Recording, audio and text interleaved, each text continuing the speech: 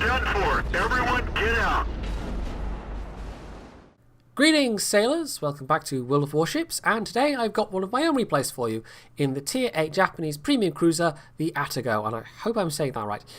I'm actually divisioned up here with Mr. Conway in his trusty Tirpitz and Strangers 123 in the Lexington, and I think you've definitely seen Mr. Conway on the channel before, but I'm pretty sure I've had Strangers replays, or he's been in some of my replays or something. He's definitely been on the stream when I've been streaming Warships, because this was a game from my Warships stream. So if you've watched that at all, you'll probably know his name from there. So the Atago, I might talk about it a bit during this game. It's not really specifically about this ship, it's the ship I happen to be in. But I will say, this is going to be by far my best performance in the Atago to date. This is the game where I had the best result in terms of XP, certainly the best result in terms of credits, possibly even the best result in terms of damage, although I'm not sure about that one. But generally speaking, I struggle a bit with this ship.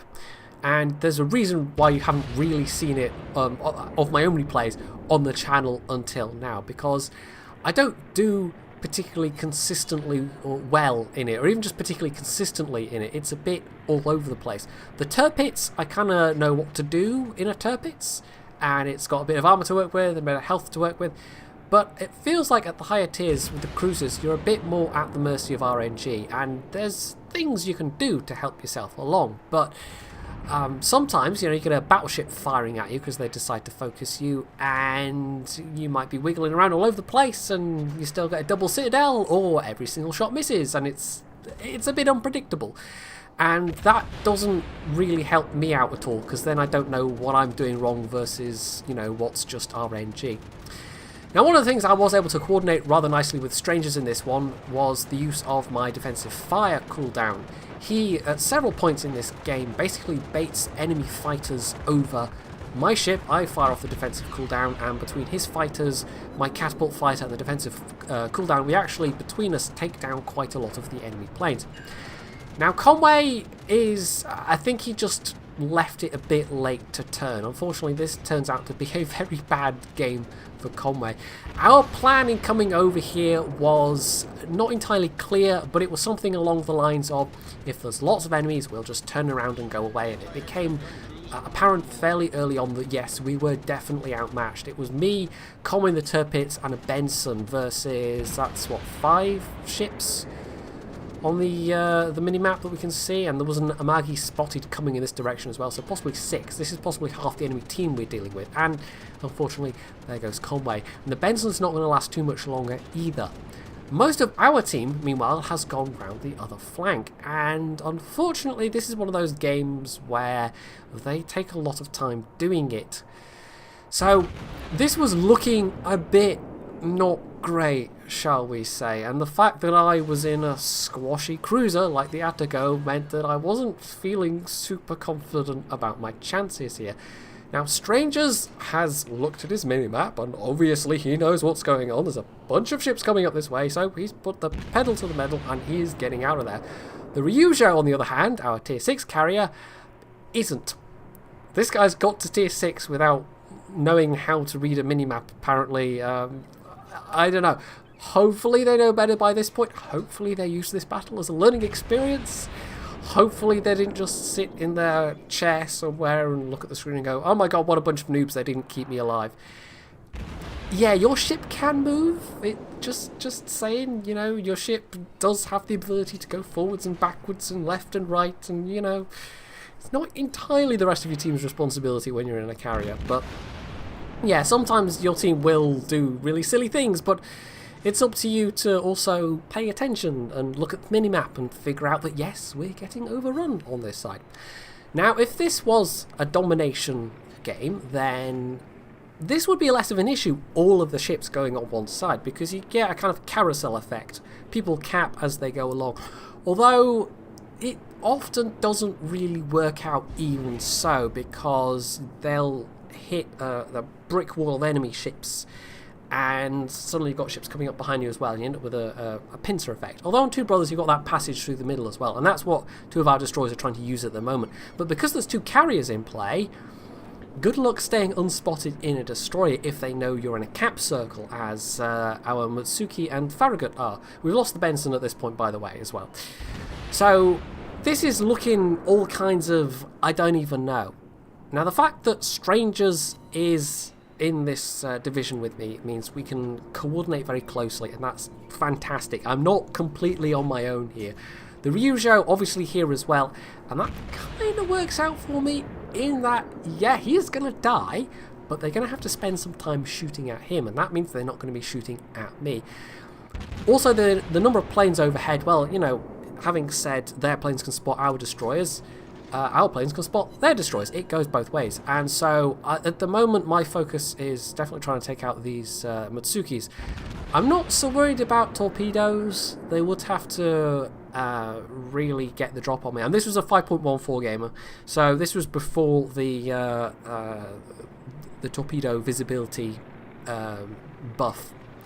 So I'd have a little more warning compared to if I was playing this game today. But even so, I know these guys are here.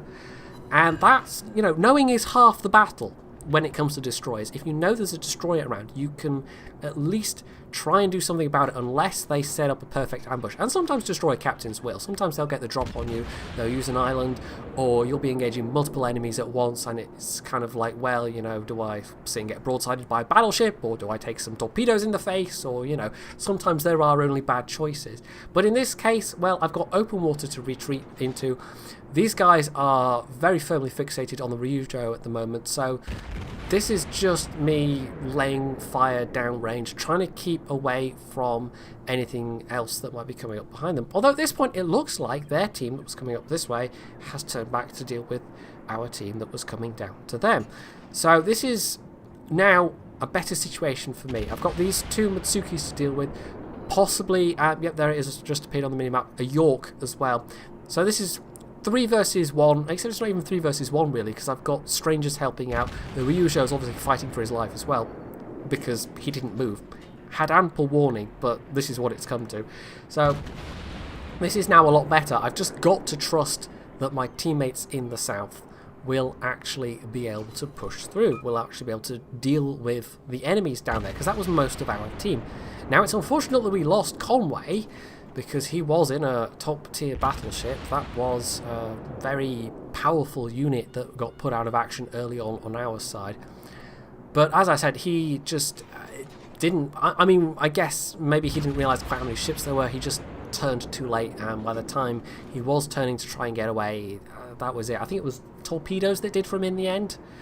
But anyway, yeah, look at this. Now, the Mutsukis were turning their guns on the Ryujo, but they were both trying to fire their torps at me, and I don't think they were even divisioned.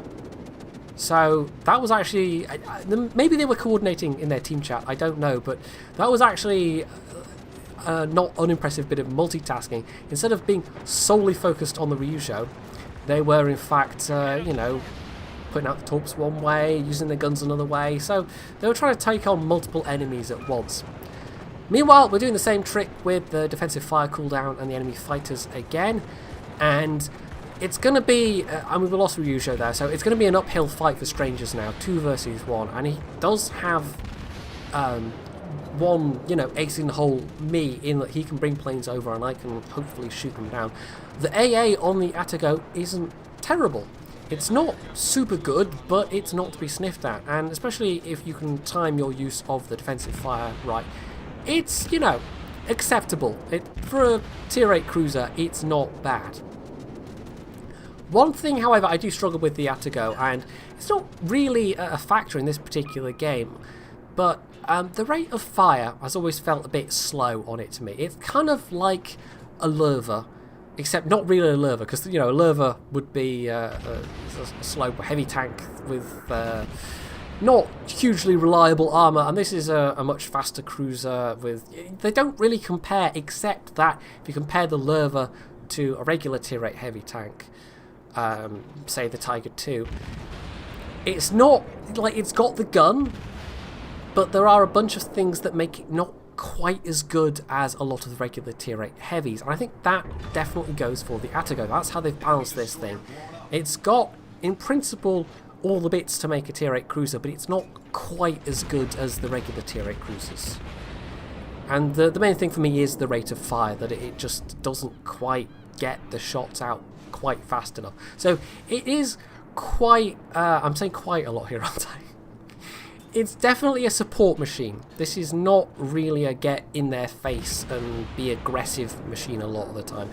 You can, with the right captain skills, with the camo, with the concealment system, which is quite expensive, but you can get this thing to be quite stealthy. You can get this to be, I think it's down to something like 11 kilometers detection.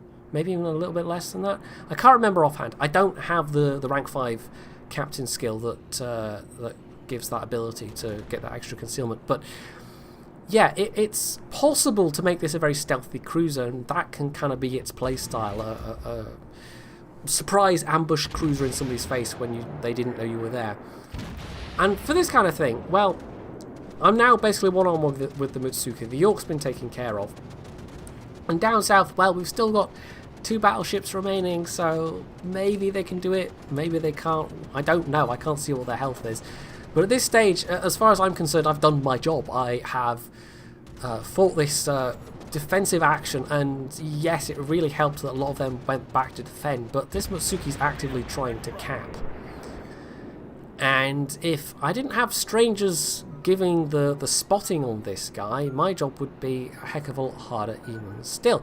So this guy was seriously making a concerted effort to cap him, and it looked at this point like we had basically lost, even though there's a good 7 minutes left. And maybe his team was screaming at him, don't cap, but I don't know, in a way it's good for me, because if I hit this guy, if I reset the cap, that's more XP and that's more credits.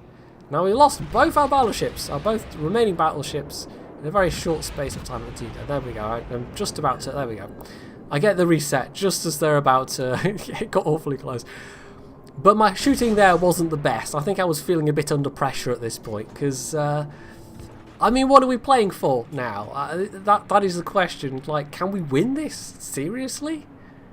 I think we've probably lost. Like, whatever I do, I can't take on 3 enemy battleships and both their aircraft carriers. Now, Strangers has got some planes left, but he's starting to run a bit low, and it is 2 versus 1.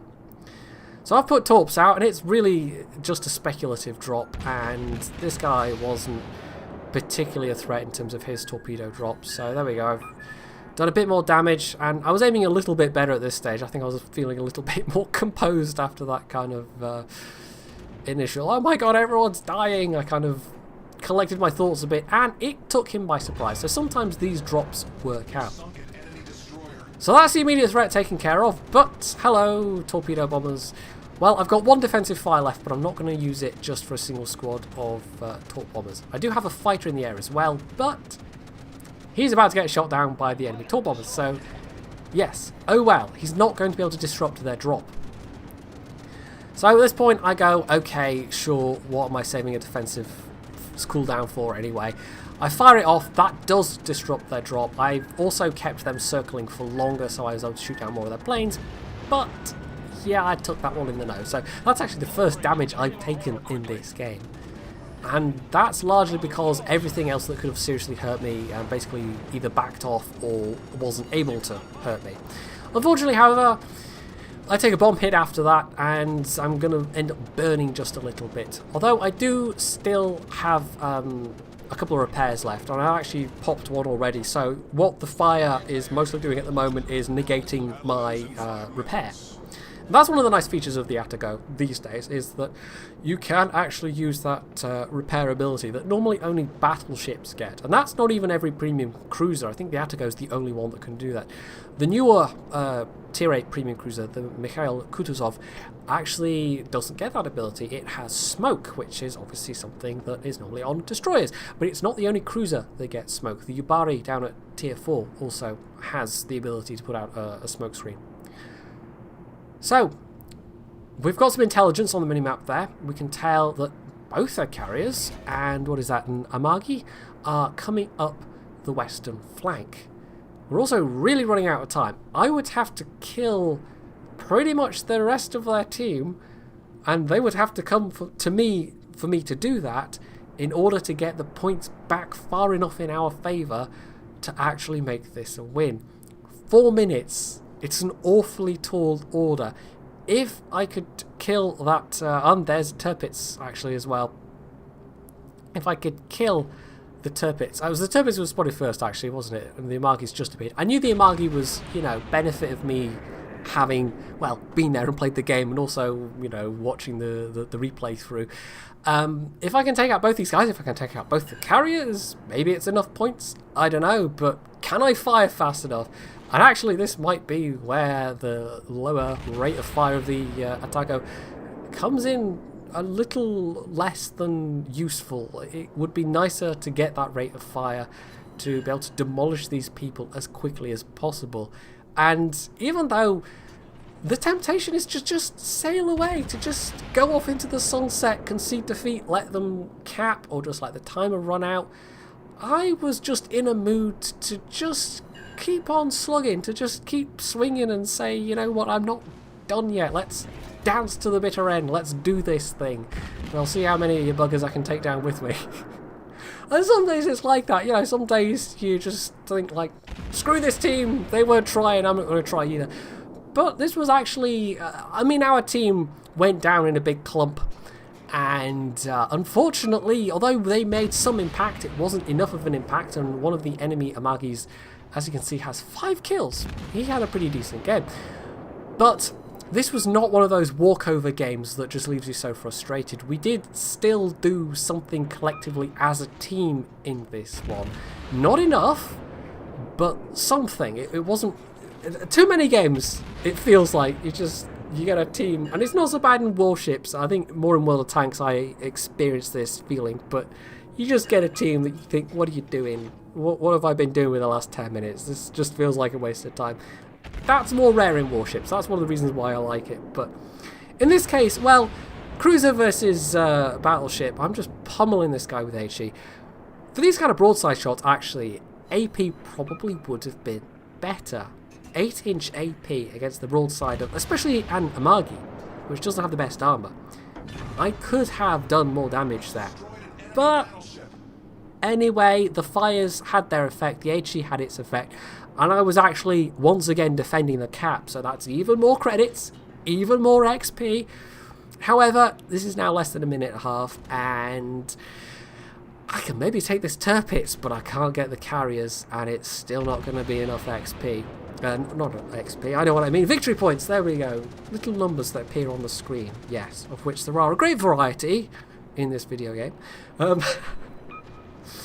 So this is going to be, I mean, you can't really tell because I was in artillery view for a lot of that, but if you look at the bottom left hand corner, I basically was doing my utmost to not sail in a straight line if I could possibly help it, to not give broadsides, to not give obvious courses. So I'm doing my best to jink and jive and throw off these guys' shots and just make myself a really hard target to hit. And you kind of have to do that in high tiers in a cruiser, because those citadels can wipe out your health so quickly. You might be looking at it and thinking, I've not taken much damage. Yeah, but a pair of citadels and I'm pretty much done for, and they can happen at any time. However, last 20 seconds, I think I'm going to get this kill, but this is not enough. They're still ahead by nearly 200 points. It's like 180 points, so it wasn't that big of a margin in the end, but it was by far big enough. So this was a lot closer than it had any right to be, but in the end it was still a loss. But as I said at the start, this was, regardless, my best ever game of the Atago, somehow. And I think a lot of that was to do with the number of times I was able to defend the cap from quite a lot of cap points, in fact. And so I've had wins that were way worse than this. This was 1600 base XP. So all that effort, in the end, I don't think it was really wasted, because I was third. I was third on both teams. I did better than most of the winning team with that. So even though it was a loss, and God knows what the result would have been if we'd won, you know, a million credits maybe? Who knows? It was still enough that I felt like, yeah, okay, we kind of got a bit thrashed, but it was closer than maybe it should have been, and I got a pretty decent reward out of it, so it's hard to be mad when you've just made 700,000 credits profit, but still, a win would have been nice all the same. So there you have it, the Atago, a ship I don't generally get on that well with, but sometimes it works out, So if you've enjoyed this particular game, you can leave any comments below, you can hit the like button, you can subscribe to my channel, and as always, stay tuned for more.